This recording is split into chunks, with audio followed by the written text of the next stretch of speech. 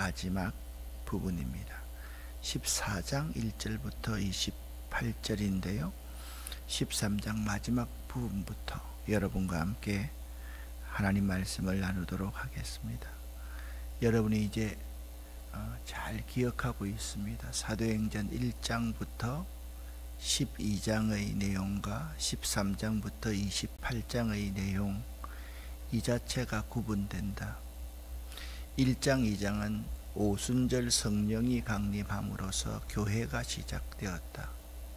3장부터 5장까지는 예루살렘 교회가 형성되고 발전되는 과정을 말하고 있는데, 교회의 성장은 반드시 박해가, 핍박이 따른다. 4장, 5장은 그러한 핍박이 따르는 이야기를 하고 있습니다. 3장부터 5장은 예루살렘 교회에 대해서 이야기합니다. 6장부터 12장까지는 박해를 통해서 교회가 성장을 합니다. 참 이상한 것은 박해가 처음부터 외부로부터 오는 게 아니라요, 내부의 균열이 생깁니다. 예루살렘 교회에 문제가 생겼습니다. 헬라파 가부들이, 소수의 교인들이 다수의 교인들에 의해서 차별을 당하게 됩니다. 그때 불만이 생기기 시작합니다. 그래서 교회가 시끄러웠습니다. 그 문제를 해결하기 위해서 사도들은 모여서 7 집사를 선택합니다. 7 집사의 자격은 이렇습니다. 성령이 충만한 사람, 지혜가 충만한 사람, 믿음이 돈독한 사람, 그리고 사람들에게 칭송을 받는 사람이었습니다. 그 7 집사 중에 대표적인 2 사람이 있는데 스데반과 빌립 집사입니다. 7장에는 그 7 집사 가운데 가장 핵심적인 집사 가운데 한 사람인 스데반이 순교를 당합니다. 스데반의 순교 때문에 8장에 예루살렘 교회로부터 박해가 일어나기 시작합니다. 일부 사도들을 제외해놓고 모든 제자들이 흩어졌습니다. 생명을 구하기 위해서. 그래서 8장에 빌립이 드디어 사마리아 땅을 넘어갑니다. 빌립의 사마리아 전도 이야기가 8장에 나옵니다. 이것은 매우 역사적인 사건입니다. 왜냐하면 유대 사람들은 사마리아 사람들이 혼혈족이다, 피가 섞였다, 믿음이 섞였다, 그래가지고 그들을 덜 개처럼 취급했기 때문에 그렇습니다. 9장에는 이제 그토록 핍박에 앞장섰던 사울이라는 청년이 회심하는 사건이 나옵니다.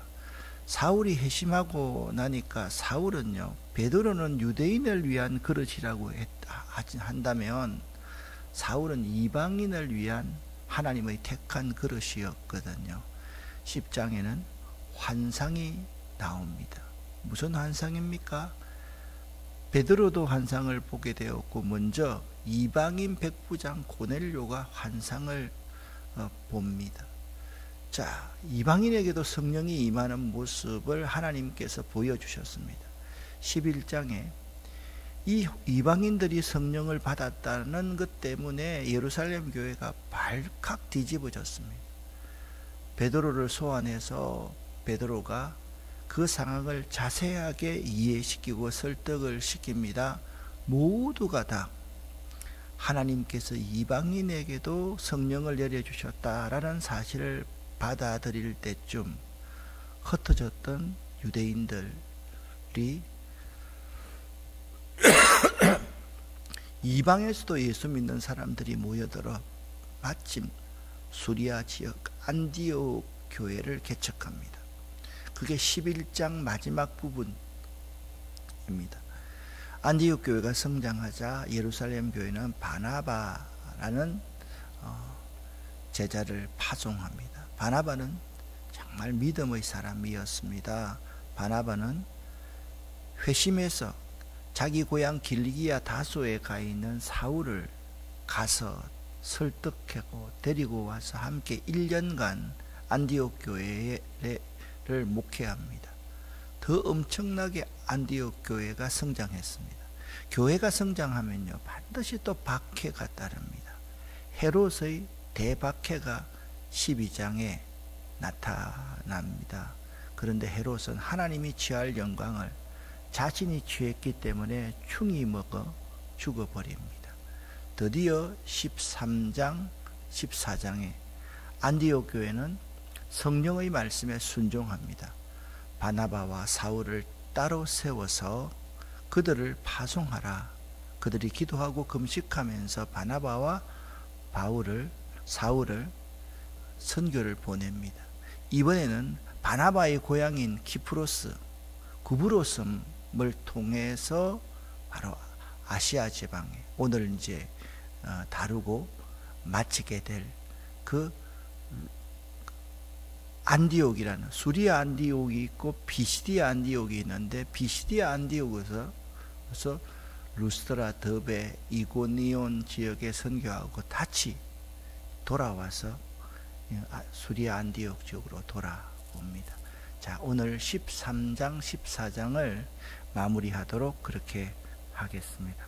13장에서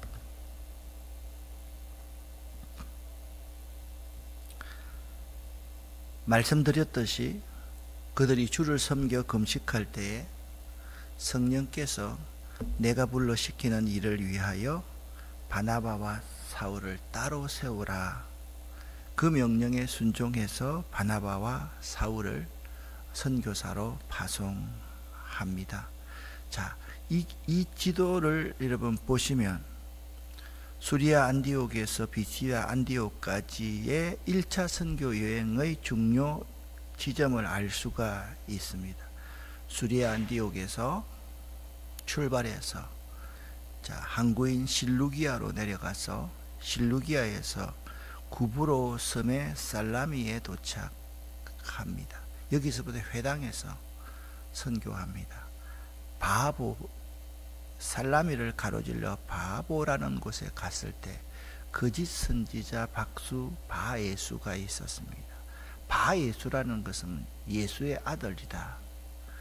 이 사람까지 다 거기에 있는 관료가 예수를 믿게 되었고 그들 스스로가 버가로 갔습니다.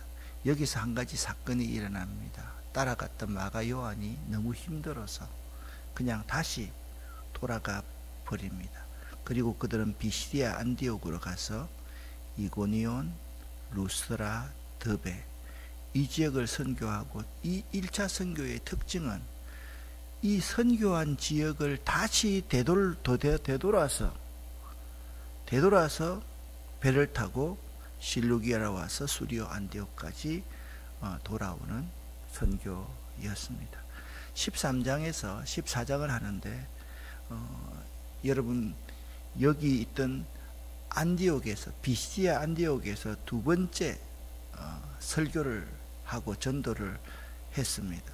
첫 번째 안식일에도 많이 모였지만 두 번째 안식일에는 비시디아 안디옥에 있는 온 시민이 다 하나님 말씀을 듣고자 하여 모였다. 그렇게 말씀하고 있습니다. 좋은 일입니다. 그런데 45절 말씀을 보니까 유대인들이 온 시민이 다 모이니까 시기심이 일어나기 시작했습니다. 그리고 바울의 말하는 것을 일일이 대변인을 내세워서 반박하기 시작하고 비방하기 시작합니다. 바울과 바나바는 굽히지 않습니다. 더 담대히 그들에게 말합니다. 하나님의 말씀을 마땅히 먼저 유대인에게 전해야 될 것이 아니냐. 너희가 그 하나님의 복음을 버리고 영생을 얻기에 합당하지 않는 자로 스스로 여기기 때문에 우리가 이방인에게로 향하노라. 그렇게 말씀하고, 우리는 이방의 빛이신 그리스도를 전가하는 사람이다. 48절 말씀을 보십시오. 그랬더니 이방인들이 듣고 기뻐하여 하나님의 말씀을 찬송하며 영생을 주시기로 예비된 자는 다 믿었다. 주의 말씀이 이 비시디아 안디옥을 중심으로 해서 퍼집니다. 여러분, 그 1차 선교행의 특징은 바나바의 고향인 구브로를 중심으로 해서 올라갔고, 그 위에는 비시디아 안디옥 요 아래에는 사울의 고향 길리기아 다소가 있습니다. 자, 1차 선교행은 그런 여행입니다. 그런데 이방인들은 예수를 믿는데 유대인들이 강력하게 반발하기 시작합니다. 50절부터입니다. 그 시내의 유력자들을 선동하여서 바울과 바나바를 박해하게 했습니다. 자, 비로소 지금까지는 항상 바나바와 바울인데, 이제 13장 1차 선교여행을 하면서 항상 바울과 바나바로 기록되어지기 시작합니다. 바울과 바나바가 중심이 되어서 선교하는데 바울의 이름이 먼저 나오기 시작합니다. 유대인들이 박해를 하자 예수님의 명령대로 먼지를 털어버리고 그들은 이고니온으로 갔다. 하나님의 말씀이 널리 퍼졌다. 그렇게 말씀하고 있습니다. 자, 비시디아 안디옥을 중심으로 2주에 걸쳐서 이게 복음을 전했는데 이방인들이 듣고 기뻐했다. 하나님의 말씀을 찬송하여 아멘으로 화답하는 사람은 구원을 받기 시작했습니다. 영생 주시기로 작정된 자는 다 믿었다라고 말씀하고 있습니다. 주의 말씀이 그 지방에 두루 퍼졌습니다. 말씀드렸듯이 반면에 유대인들은 그 유력한 유대인들을 선동하여서 바울과 바나바를 핍박하면서 그 지역에서 쫓아내 버렸습니다. 이에 두 사도는 예수님께서 말씀하신 말씀대로 누구든지 너희를 영접하지 아니하거든 그 성에서 떠날 때에 너희 발에서 먼지를 털어버려 저희에게 증거를 삼아라는 말씀처럼 이고니온으로 바로 떠났습니다. 이제 14장부터 이고니온 전도가 시작됩니다.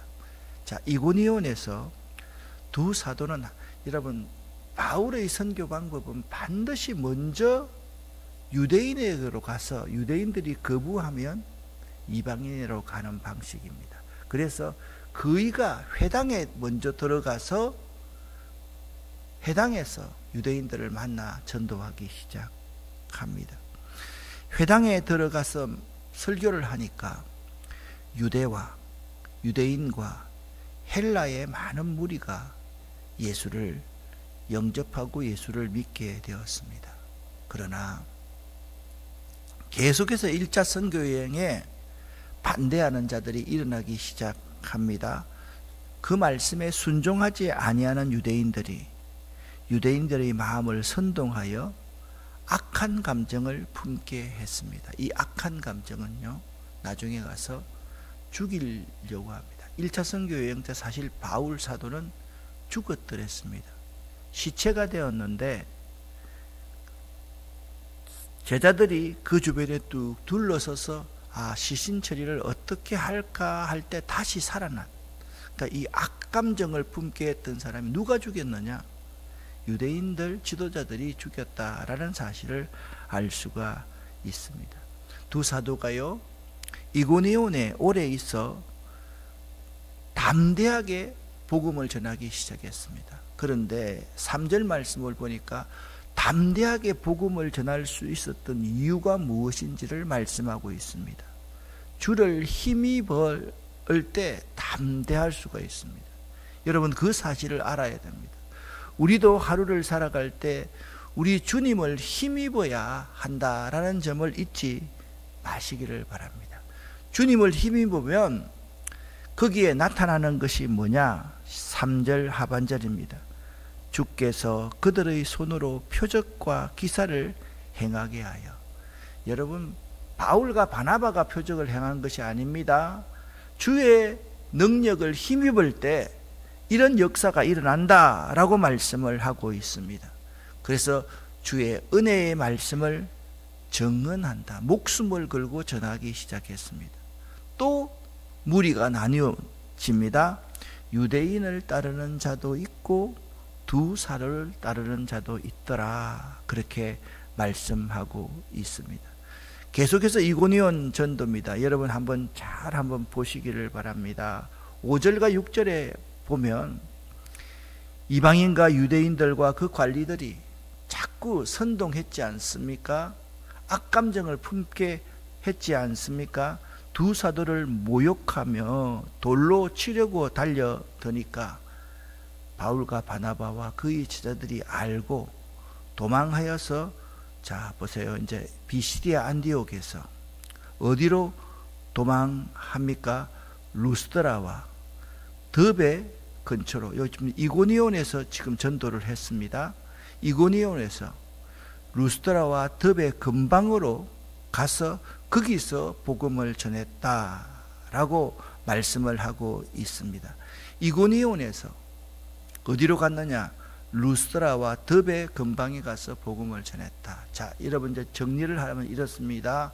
비시디아 안디옥에서 2번에 걸쳐 안식일에 설교를 했습니다. 그리고 유대인들이 이방인들 가운데 믿기로 작정된 자는 예수를 믿었습니다. 유대인들이 사람들을 선동하여서 악감정을 품게 만들자, 여기 이고니온으로 도망을 왔는데, 피신을 왔는데 이고니온에서도 복음을 전합니다. 또 돌로 치려고 하니까 그들이 루스드라와 더베 지역으로 와서 복음을 전했다.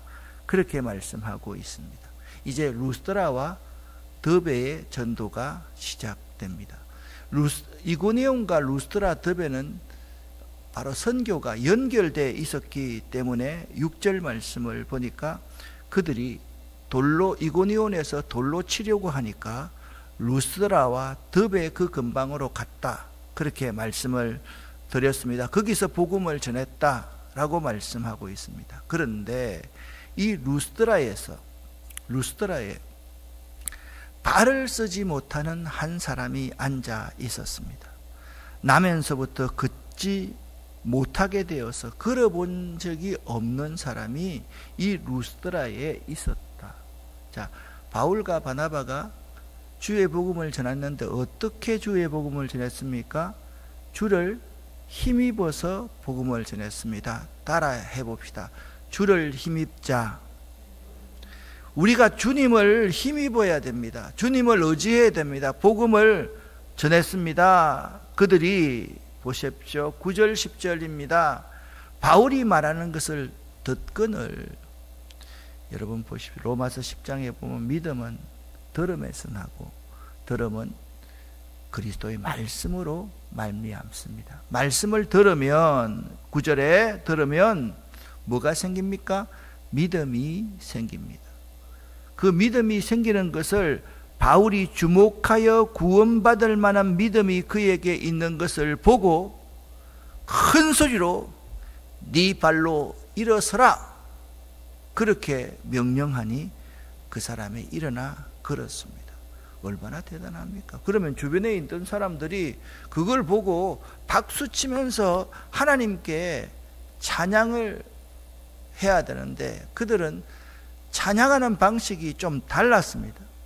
무리가 있잖아요. 이 루스드라에서 나면서부터 다리를 못 쓰는 사람이 있었는데 그 사람이 일어나 걸으니까 신들이 내려왔다.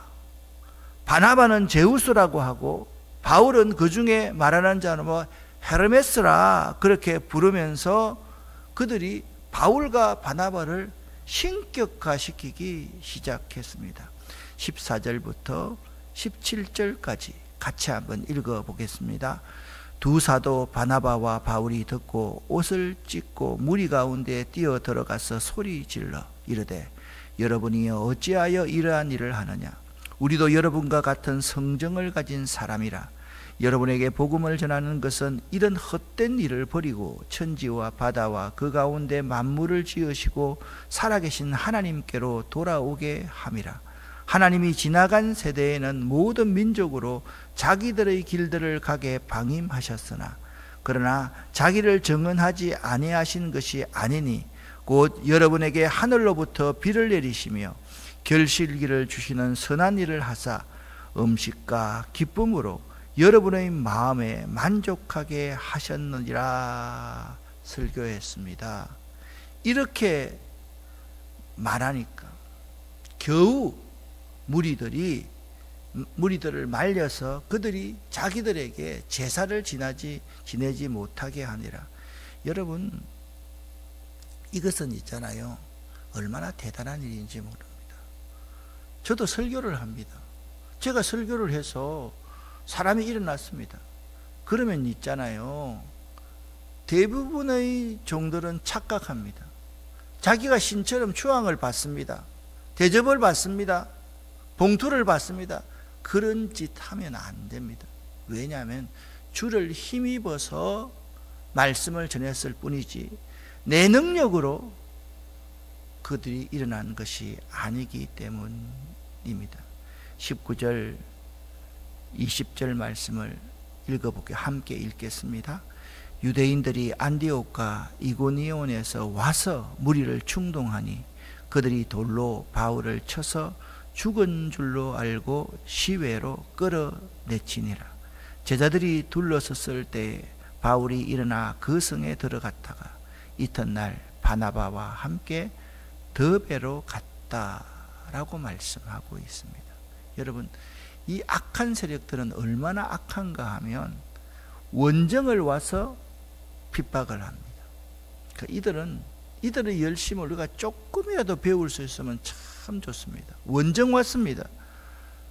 비시디아 안디옥과 이고니온에서 이 두 지역에 있는 유대인들이 돌로 치리하니까 그들이 루스드라와 더베로 도망갔지 않습니까? 이 두 지역에서 와가지고 무리를 충동하여서 드디어 바울을 돌로 쳐서 죽였습니다. 그래서 끌어내어서 시외에 있는 그냥 쓰레기장에 던져버렸다 말입니다. 겨우 바울이 일어났습니다. 그런데 바울이 대단한 것이 있습니다. 일어났으면 거기서 바로 도망 36개 출행량을 쳐야 되지 않습니까? 근데 바울은 주의 복음을 전하는 주의 종이라 다시 그 성에 들어갔다가 이튿날 더베로 갔다, 그렇게 말씀하고 있습니다. 1차 선교 여행의 특징, 바울 사도의 특징은요, 선교하는 특징은 선교하고 나서 다시 돌아와서 믿음을 굳게 하고 돌아옵니다. 1차 선교의 2차 선교 여행지도 마찬가지입니다. 다시 되돌아와서 그들의 믿음을 굳게 하고 장로들을 세우고 그들을 잘 부탁해 놓고 돌아옵니다.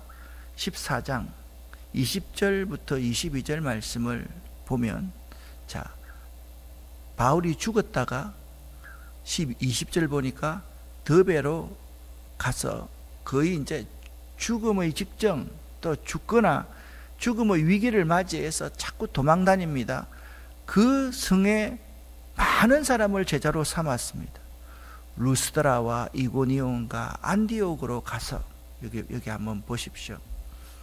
루스드라와 이고니온과 파란색 점입니다. 안디옥으로 가서 되돌아가서 제자들의 마음을 굳게 하여 이 믿음에 머물러 있어라 권하고, 또 우리가 하나님 나라에 들어가려면 환난을 겪어야 할 것이다. 자, 여러분 여기서 이 지역으로 되돌아와서 그들이 이렇게 말을 합니다. 22절 23절 같이 한번 읽어보겠습니다. 제자들의 마음을 굳게 하여 이 믿음에 머물러 있어라 권하고, 또 우리가 하나님 나라에 들어가려면 많은 환난을 겪어야 할 것이라 하고, 각 교회에서 장로들을 택하여 금식 기도하며 그들이 믿는 주께 그들을 위탁하였다 말씀하고, 이게 이제 가장 중요한 선교의 전략입니다. 여러분, 전도는 그렇습니다. 교회 데리고 오는 것만 끝내서는 안 됩니다. 그들에게 다시 찾아가서 그들의 마음을 굳게 해야 됩니다. 마음이 바뀌지 않도록 해야 됩니다. 이 믿음에 머물러 있으라고 권면할 수 있어야 됩니다. 그리고서 그들에게 분명히 알려줘야 합니다. 당신이 예수를 믿기 시작하면 그때부터 핍박이 따르는데, 역경이 따르는데, 그 핍박과 역경을 이겨내어야지 온전한 구원을 받을 수 있다라고 건면할 수 있어야 됩니다. 그리고 주변에 있는 교회나 사람들에게 그 사람의 믿음을 부탁하고 돌아올 수 있어야 된다라는 점을 알아야만 됩니다. 이제 밤빌리아의 버가에 내려옵니다. 처음에 여기 버가가 여기입니다. 여기서 누가 돌아갔습니까? 마가 요한이 되돌아가 버렸습니다. 밤빌리아의 버가에 이게 전도하기 시작을 합니다. 24절입니다. 비시디아 가운데로 지나서, 비시디아 안디옥을 지나서 밤빌리아에 이르니, 밤빌리아라는 지명, 그러니까 비시디아라는 것은 요즘 말하면 경기도, 또 밤빌리아, 이것도 경기도 옆에 있는 충청도, 이렇게 생각하시면 됩니다. 말씀을 버가에서 전하고 아탈리아로 내려갔다. 아탈리아는 처음 나오는 겁니다. 여기 이제 보세요. 비시디아 안디옥에서 이고니온, 루스드라, 더베 이 지역에서 복음을 전하고 죽을 뻔했다가 다시 비시디아 안디옥으로 와서 밤빌리아의 버가로 내려와서 지금 아탈리아가 실루기아와 비슷하게 항구입니다. 아탈리아에서 이제는 구브로스으로 통하지 않고 바로 실루기아를 통해서 수리아 안디옥으로 돌아와서 이렇게 선교 보고를 합니다. 14장 26절에 보니까 이렇게 말합니다. 거기서 배를 타고 안디옥에 이르니 이곳은 두 사도가 이룬 그 일을 위하여 전에 하나님의 은혜에 부탁하고 선교 파송한 교회더라, 그렇게 말씀하고 있습니다. 그들이 이르되 교회를 모아 하나님이 함께 행하신 모든 일과 이방인들에게 믿음의 문을 여신 선교 보고를 했습니다.